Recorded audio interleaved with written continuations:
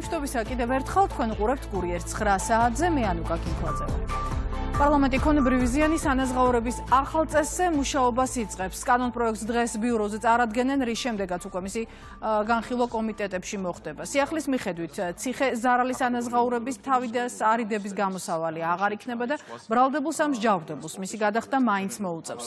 საუბარია თაღლითობის, ძარცვის, ქურდობის და ყაჩაღობის შედეგად მიყენებულ ქონებრივ ზიანზე. თანხის გადახდამდე დადანაშაულებური პირი ქვეყანას ვერ დატოვებს.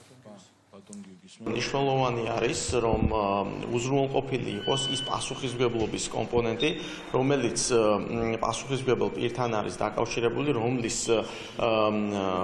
დანაშაულებრივი ქმედებითაც გამოწვეული იქნა ქონების ზიანის მიყენება, შესაბამისად დაზარალებულის ინტერესები არის აპრიორი მნიშვნელოვანი და შესაბამისად მისი მხრიდან რომ არ მოხდეს კანონის გვერდის ავლა, ჩვენ უკვე განვიხილავთ იმ ცვლილებებს, რომელიც ამ უფლების განმტკიცებას და უზრუნველყოფას განახორციელებს. 2009 წლის 15 ივნისის მშვიდობიანი აქციის დარბევა და ადამიანის უფლებების შელახვის ფაქტები. ეს იქნება დროებითი საგამოძიებო კომისიის დღევანდელი სხდომის განსახილველი თემა. კომისიის წევრების წინაშე თბილისის საკრებულოს თავმჯდომარე ზურაბ აბაშიძე, ასევე დაჩი ცაგურია და მერაბ ჭიქაშვილი წარსდგებიან. საუბარია 16 წლის წინ თბილისის მთავარი სამმართველოს წინ განვითარებულ მოვლენებზე.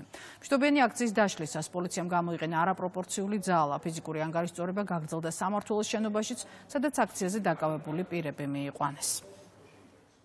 ჩვენ გამოვკითხავთ ადამიანებს, რომლებიც არიან იმის მოწმე თუ როგორ დაარბიეს მშვიდობიანი აქციები, ეს არის მათი ხელწერა, აქციების დარბევა, ცემა, მერე ციხეში ჩასმა, წამება და ასე შემდგომ.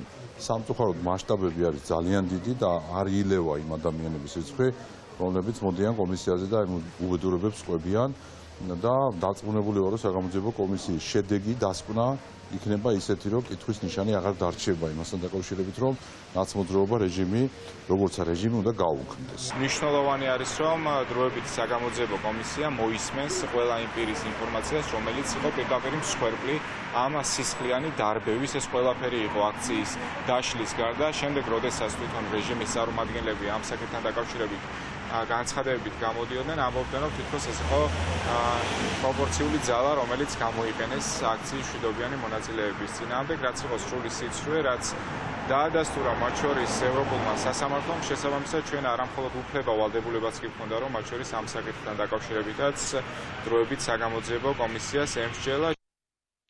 ჩორჩანას ეპიზოდთან დაკავშირებით გენერალური პროკურატურა გამოძიებას განაგრძობს. საქმე ეხება 2019 წელს მაშინდელი შინაგან საქმეთა მინისტრის გიორგი გახარიას ბრძანებას, რომლის თანახმადაც საოკუპაციო ხაზთან საგუშაგო გაიხსნა.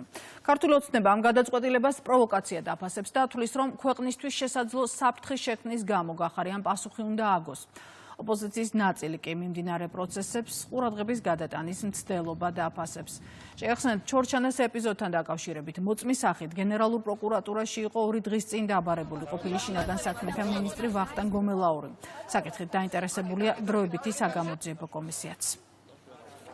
თუ გავითვალისწინებთ, რომ ეს საგამოძიებო კომისია სპექტაკლი იყო, რომ ხალხს ყურადღება გადაეტანათ უმნიშვნელო საკითხებზე, უფრო მნიშვნელოვანი საკითხებიდან, ესეც ამ სცენარში ჩდება და ფაქტობრივად სალაპარაკო ექნებათ მათ შორის გახარიებს, მათ ოპონენტებს, მათ ხარდამჭერებს, ისეთ საკითხზე, რომელიც არაფერშუაში არის რეალობასთან და დღევანდელობასთან. და არ ექნება დრო და შესაძლებლობა, რომ ილაპარაკო მართლა მნიშვნელოვან საკითხებზე. ერთი ადამიანის ერთპიროვნული გადაწყვეტილებით რეალურად მოხდა დამატებით ტერიტორიის ოკუპაცია ოკუპანტების მხრიდან. ძალიან სენსიტიური თემაა. ხედავთ გამოკითხვაზეც მიდიან თანამდებობის პირები, ყოფილი თანამდებობის პირები, რომლებიც მოღვაწეობდნენ იმ პერიოდში.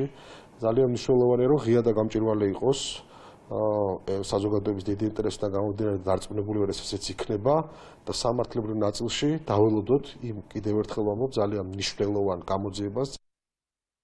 ისრაელის ისტორიაში ყველაზე მასშტაბური სამხედრო ოპერაცია დღე მეოთხე ირანიც და ისრაელიც იერიშებს განაგრძობენ. გასული ღამის განმავლობაში ირანის თავდასხმას ისრაელში 3 ადამიანია მსხვერპლა, დაჭრილია 70-ზე მეტი.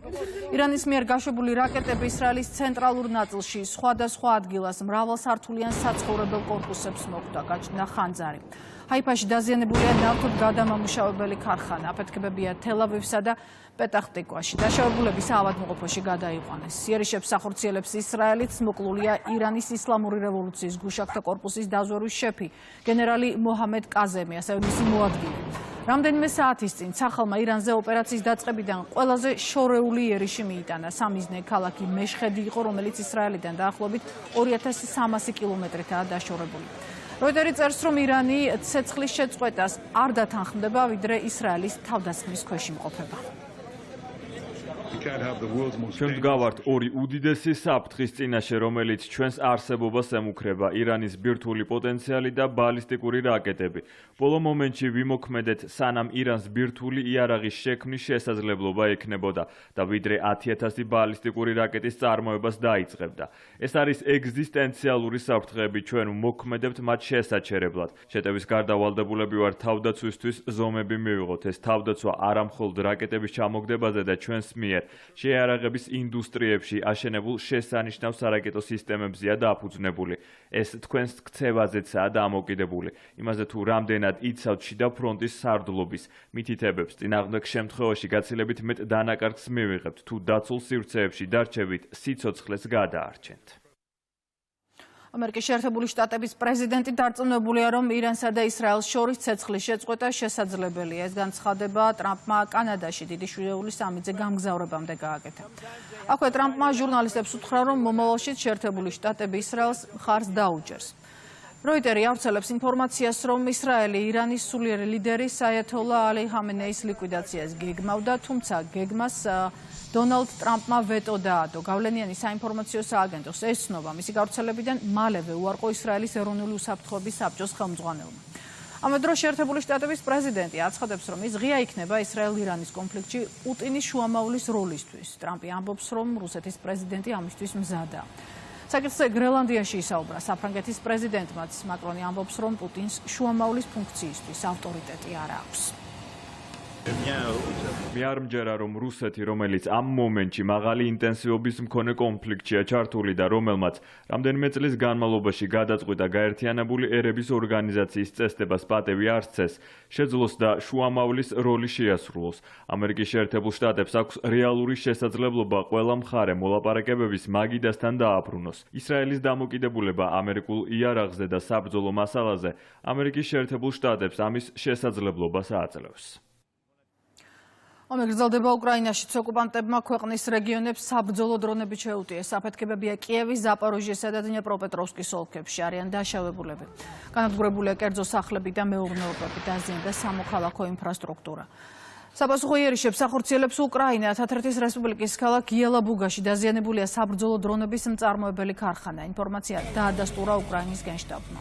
იერიშს რუსული მხარის მტკიცებით 2 ადამიანი ემსხვერპლა, 13 დაშავდა. ქარხანა შაჰედის ტიპის დრონების გარდა სადაზვერვო უპილოტო საფრენ აპარატებსაც აწარმოებდა. და საქართველოს ჰიმნი აჟღერდა ბუდაპეშტში, სადაც ძიუდოს მსოფლიო ჩემპიონატი მიმდინარეობს. ეთერ ლიპარტელიანმა 57 წონით კატეგორიის ფინალში იაპონელი მომო ტაკაოკი იპონი დაამარცხა და ოქროს მედალს დაეუფლა. ლიპარტელიანი პირველი ქართველი ქალი ძიუდოისტია, ვინც მსოფლიო ჩემპიონის ტიტული მიიღო. გარდა ამისა, ეს უნგრეთის დედაქალაქში მიმდინარე შეჯიბრზე საქართველოს პირველი მედალია. ტატამზე უკვე დღეს ვაჟებში ტატო გრიგალაშვილი და დებიუტანტი ზაურ დვალიშვილი გამოვლენ. ქალებში კი ეთერ ასკილაშვილი ასპარეზობს.